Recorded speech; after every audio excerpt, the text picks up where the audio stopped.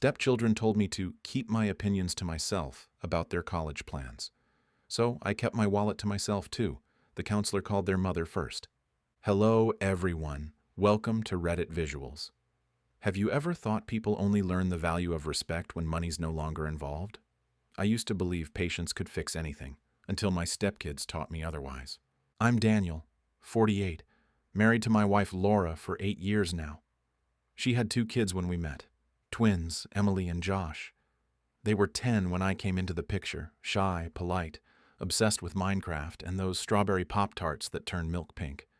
I never tried to replace their dad. I just showed up.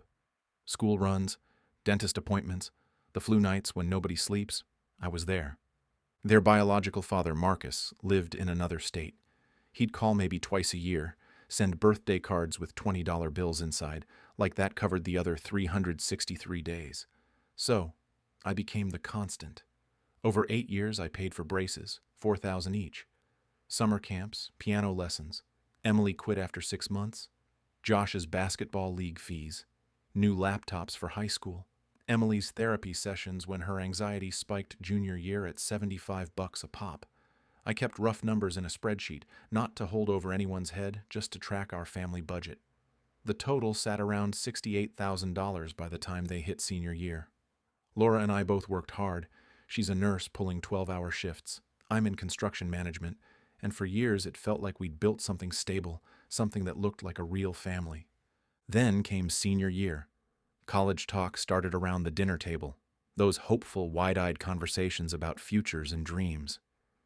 Emily wanted a private art school in Chicago, the School of the Art Institute, $48,000 a year. Josh wanted to find himself on the West Coast, maybe study film or psychology. It changed weekly, at schools running $42,000 plus. I was proud at first. They'd worked hard and gotten good grades, until the acceptance letters came and the financial reality slapped us all awake. I sat them both down one evening at the kitchen table, paperwork spread out everywhere. FAFSA forms, cost breakdowns, loan calculators, and scholarship offers. I wasn't trying to crush dreams. I was trying to show them the math, the same way my dad had shown me when I'd wanted to go to an out-of-state engineering school I couldn't afford. Guys, I said, keeping my voice calm, logical, if you go to State U, your scholarships and the money your mom and I have saved can cover almost everything. You'll graduate with minimal debt, maybe $10,000 each, totally manageable. But if you pick these out-of-state private schools, you're looking at $150,000 in debt by graduation. We can't shoulder that. Nobody can. Emily rolled her eyes like I'd just suggested she wear a garbage bag to prom. Josh leaned back in his chair and smirked like I was reading him a bedtime story about vegetables. Then Emily said it. That's between Mom and us. You don't need to get involved. At first I laughed. Thought it was teenage sarcasm, that thing kids do when they're stressed. But she doubled down, leaning forward. You're not our real dad, Daniel. You don't get to make decisions about our education. Josh nodded, arms crossed. Yeah, maybe just keep your opinions to yourself. We'll figure it out with Mom. The silence after that could have split the air. Laura froze mid-sip of her tea, eyes darting between all of us like she was watching a car accident in slow motion. I sat there, not angry, just hollow.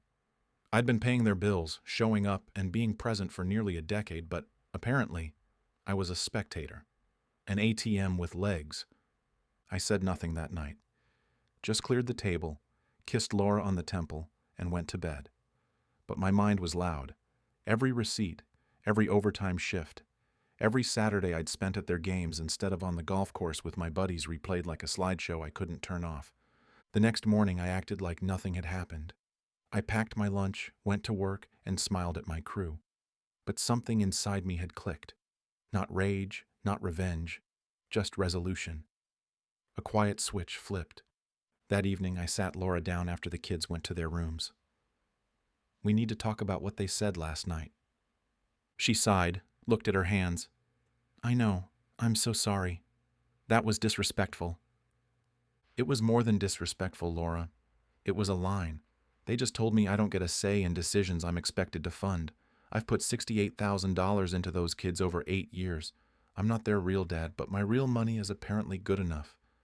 She started to cry. not loudly, just tears running down her face. What do you want to do? I want to stop contributing to their college funds, effective immediately. Daniel, let me finish. I'm not taking anything away that's already theirs. The money in their custodial accounts from your side of the family is untouched. But the $500 a month I've been putting into savings for each of them?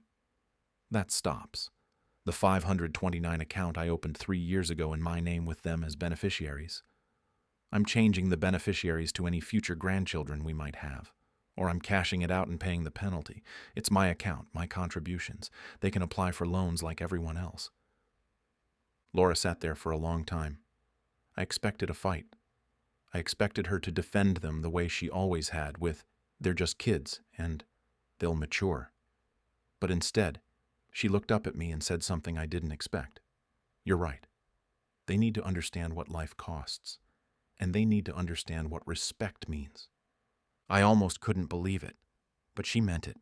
She said she'd talk to them herself, explain that their words had consequences, that you don't bite the hand that's been feeding you for 8 years.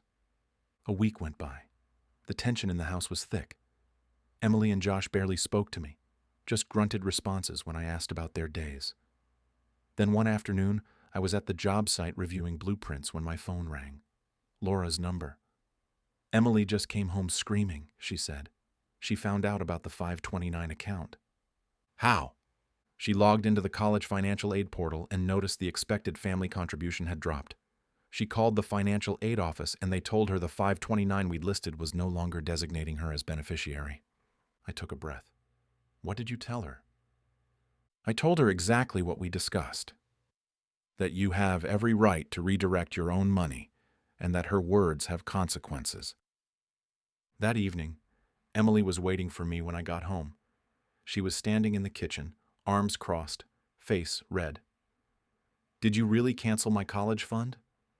I set my keys down slowly. I didn't cancel anything. I redirected the 529 account I opened and funded. It's in my name. You're learning an important lesson about assumptions. You can't do that. Her voice cracked. That's for my college. Correction. That was for your college, back when we were a team, back when I was allowed to have opinions about decisions I was expected to fund. But since I'm just the ATM and not the dad, I'm also not the funding source. Josh appeared in the doorway. Mom's not going to let you do this. I smiled, calm as stone. She already did. Ask her yourself. They both looked at Laura, who was standing by the stove stirring pasta like this was a normal Tuesday. She didn't even look up. Your stepfather is right. You disrespected him, and now you're facing consequences. If you want those schools, you'll take out loans or ask your father for help. The room went silent. Emily's face flushed. Josh muttered something under his breath and left. Emily stood there another moment, then followed him upstairs. I heard a door slam. 3 days later, the high school guidance counselor called. Mrs. Patterson was a woman I'd met twice at parent-teacher conferences. Mr. Hayes, I need to clarify something about Emily's financial situation. She came to me quite upset, saying there's been a change in her college funding. You'll need to speak with her mother about that, I said politely. Laura Hayes, she's the primary parent. I see. Well, Emily mentioned you've been supporting the family financially, so I thought. Mrs. Patterson, with all due respect, Emily made it clear I'm not her father and don't get to make decisions about her education, so I'm respecting that boundary. Her mother can fill you in. She paused. I understand. I'll reach out to Mrs. Hayes. Laura called her back that afternoon and told her the same thing we'd agreed on. We are not paying for schools our children chose against our financial advice. They can apply for loans and scholarships like most students do. I could hear Mrs. Patterson's confusion through Laura's retelling. She'd apparently expected Laura to override me, to smooth things over. But Laura held firm. That night was chaos. Emily sobbed in her room, texting friends about how her evil stepdad had ruined her life. Josh slammed doors, muttered that I'd destroyed his future. I sat in the living room with a beer, listening to the storm. Laura sat beside me, holding my hand. They need this, she whispered. They've been spoiled. I know, I said. Doesn't make it easy to hear. No, she agreed, but easy lessons don't stick. A week later, I got an email that made my blood simmer. Subject line: We need to talk about college support.